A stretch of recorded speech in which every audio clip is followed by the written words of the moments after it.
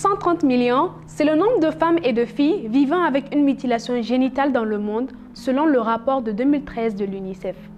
Elles sont le plus souvent infligées aux filles entre la petite enfance et l'âge de 15 ans. La pratique est concentrée dans 27 pays d'Afrique. Dans les régions du Niger, notamment la zone ouest, 75,7% des femmes âgées de 15 ans à 49 ans ont subi une mutilation génitale féminine et la plupart de ces mutilations ont été exercées avant l'âge de 5 ans, voire 8 ans, selon l'étude de l'UNICEF. La pratique perd de l'ampleur au Niger, mais persiste chez certaines ethnies. Par exemple, dans la région de Tillabéri, les Peuls font plus d'excisions. Les Gourmandiers viennent après. C'est un problème d'ordre mondial. Voyons ensemble les causes, les conséquences et les mesures prises pour lutter contre les mutilations génitales féminines. Générique.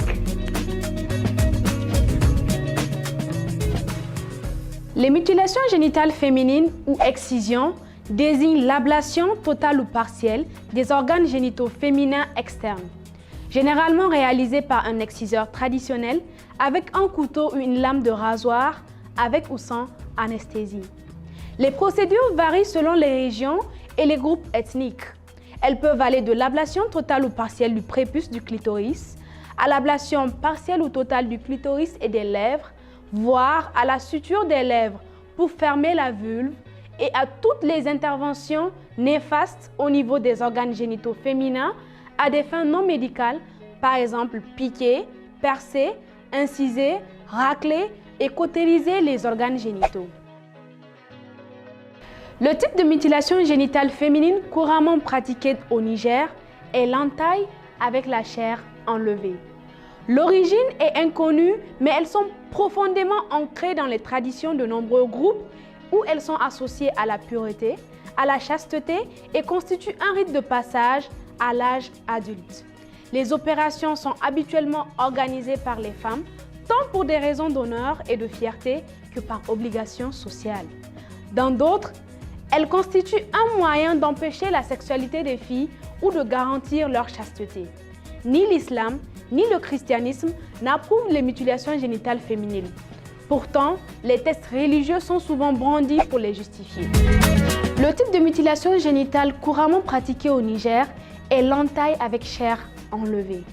L'origine est méconnue, mais elles sont profondément ancrées dans les traditions de nombreux groupes où elles sont associées à la pureté, à la chasteté et constituent un rite de passage à l'âge adulte.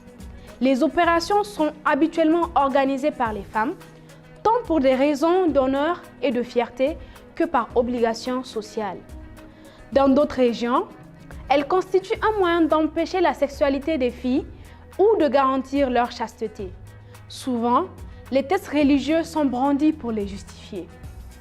Là où les mutilations génitales féminines sont les plus répandues, la population estime qu'il s'agit d'une condition pour se marier ou pour hériter. C'est l'une des raisons pour laquelle il est difficile pour les parents de renoncer à cette pratique. Les familles qui les refusent sont expulsées de la communauté et leurs filles risquent de ne pas pouvoir se marier. Les mutilations sexuelles féminines sont associées à des idéaux culturels de féminité et de modestie, selon lesquels les jeunes filles sont propres et belles après l'ablation des parties de leur anatomie considérées comme malpropres ou non féminines. Les mutilations féminines sont souvent motivées par des croyances relatives à ce qui est considéré comme un comportement sexuel approprié. Elles visent à assurer la virginité prénuptiale et la fidélité conjugale. Selon les croyances de nombreuses communautés, les mutilations sexuelles réduiraient la libido féminine, ce qui aiderait les femmes à résister aux actes sexuels extra-conjugaux. Lorsqu'une ouverture vaginale est obstruée ou rétrécie, la crainte de douleur en cas de réouverture et la peur que cette réouverture soit découverte sont aussi censées décourager les femmes d'avoir des relations sexuelles hors mariage. Au Niger, c'est surtout un phénomène de mode. Vous vous imaginez bien que tous ces actes ne sont pas exempts de conséquences. Plus l'intervention est importante, plus les risques sont élevés. Les mutilations génitales féminines n'ont aucun bénéfice connu pour la santé et parmi les complications les plus courantes figurent des hémorragies lors de l'opération, des infections urinaires, la transmission du VIH, des règles douloureuses, des douleurs chroniques, une diminution du plaisir sexuel et des problèmes durant l'accouchement. Cette pratique a aussi des conséquences psychologiques. Les filles risquent de ne plus faire confiance aux personnes qui s'occupent d'elles ou d'être en proie à des sentiments d'anxiété et de dépression tout au long de leur vie d'adulte, entre autres exemples.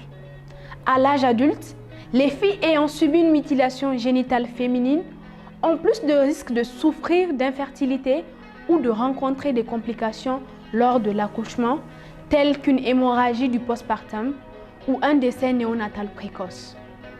Par ailleurs, on relève que le coût du traitement des complications découlant des mutilations sexuelles féminines dans 27 pays à forte prévalence s'élève à 846 milliards de francs CFA par an.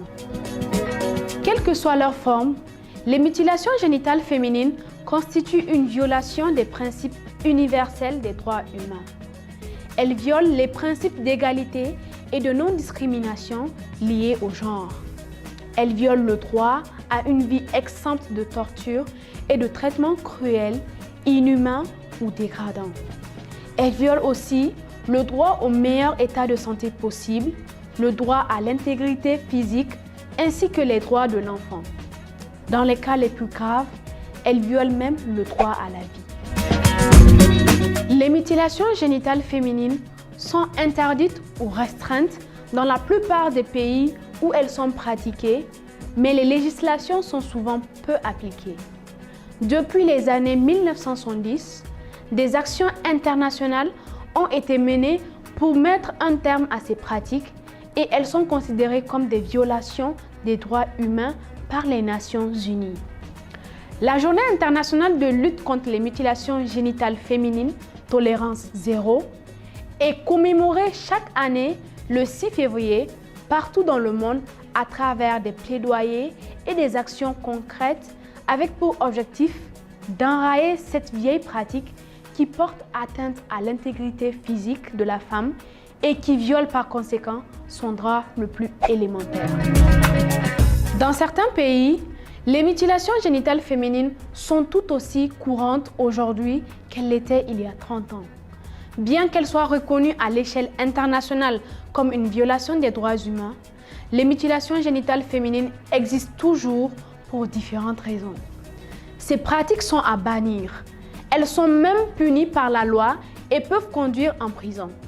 Il y a eu d'ailleurs au Niger des cas de femmes ou d'hommes emprisonnés à cause des mutilations génitales.